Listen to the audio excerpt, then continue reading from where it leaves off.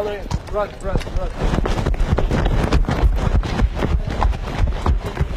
We're taking fire. That's fine. These are the Philippines Special Forces on the hunt for ISIS militants.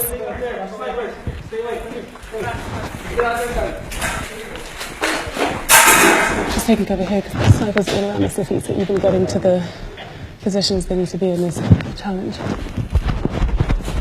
More accustomed to jungle fighting than urban warfare, battling in these tight alleyways is proving harder than expected.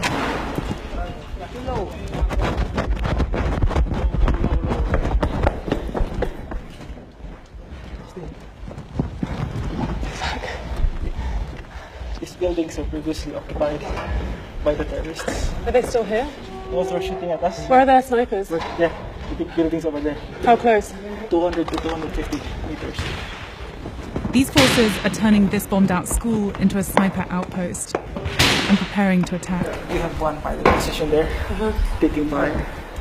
Enemy snipers across the river. We have another one inside here. Can you see the enemy snipers from here? From our scopes, yes. Okay. We can see their muzzle flashes right now. Okay. Follow me. And under the table. Engage.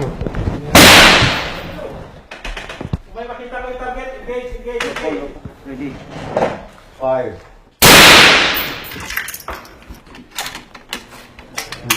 Nakita mo yung butas doon, tapos sa butas niya. Ready. Fire. Aim high, 1 Ready. Fire. They have to leave this area. We just shot fired, so we expect a counter attack to us. Okay? Follow me.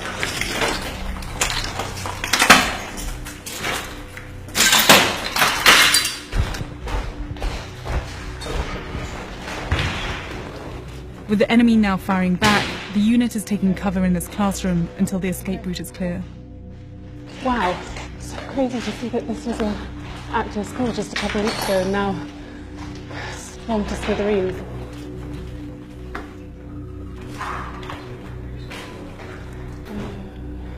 Is this the toughest war you've been in? Why?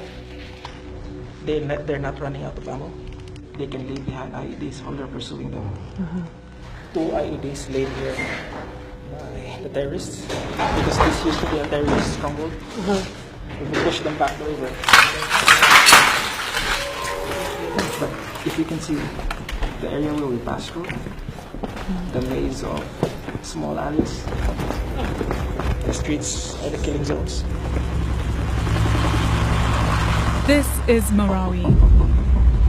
For weeks, the Philippines military, assisted by US Special Forces, has been pounding the city with airstrikes and battling house to house in an effort to root out this man. Isnilon Hapilon, the leader of homegrown terror group Abu Sayyaf. They pledged allegiance to ISIS in 2014. Philippine authorities say Hapilon, along with another ISIS-linked militant group called Maute, were planning to establish Southeast Asia's first Islamic State caliphate here in Marawi, a predominantly Muslim city in a country that's more than 90% Christian. With an extensive network of hundreds of fighters, both local and foreign, these militants have mastered the terrain and stashed away a seemingly endless supply of weapons.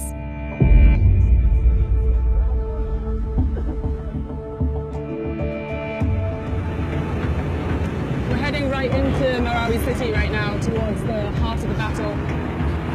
You can hear this continuing barrage of airstrikes going off all day long. The only functioning building in this part of town is the tactical command post of 1 Marine Battalion, the main forward operating base for the armed forces. We're being fired at? Yes. From where? From that position. From that position? Yes. Okay. So, we should keep a low profile. Yeah. Okay. Have they managed to fire in here into the base before? This is still a hot zone. Major Rowan Remus is one of the commanding officers who's been stationed here since the fighting began. Firing! Can you just show us where the enemy is? Okay, this is Mapandi Bridge. Before, this was well defended. So they placed car bombs, roadblocks, and they employed sniper fires. So the city is essentially divided by this river going. Yes. Okay. So the enemy is contained within this area on the other side of the bridge. Other side of the bridge. Okay. Now, the target of our maneuvering elements is to neutralize those vantage positions through our mortar fire. Sounds close.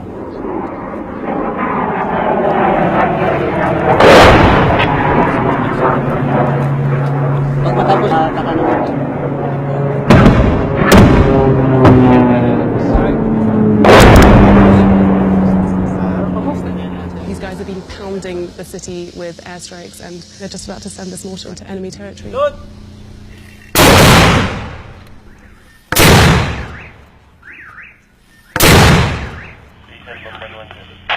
End of mission, sir. Over.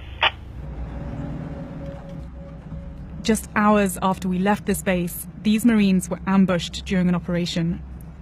13 were killed and at least 40 wounded in what was the bloodiest day for the armed forces since the battle began. They need immediate rescue. But it's not just militants inside the city. There are also hundreds of civilians. We managed to get the number of one man who's trapped in the heart of the siege. We are all dehydrated here and we are running out of food.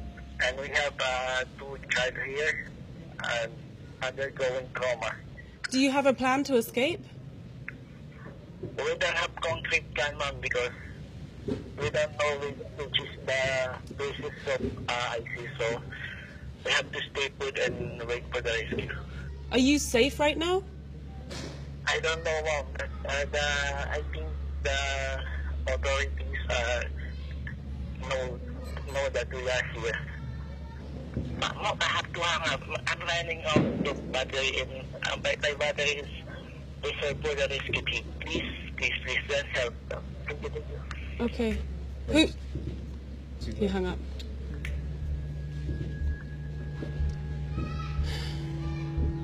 For the people trapped inside Marawi, the army is not moving fast enough, and the situation is becoming more desperate by the day.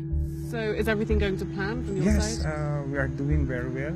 Okay. Colonel Jawar Herrera is the spokesperson for Joint Task Force Marawi. Barrett is a 50 caliber.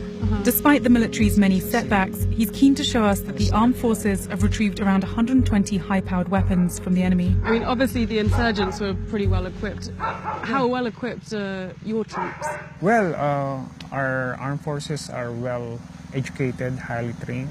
We are very capable to address terrorism. Because obviously there's also a lot of criticisms towards the armed forces suggesting that you're not well equipped and that you're not doing a great job, quite frankly, at pushing back these militants.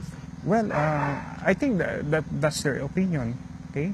How long do you think it's going to be before... Well, we don't want to give timeline because we need to put premium on the lives of the people that were trapped in that conflict area.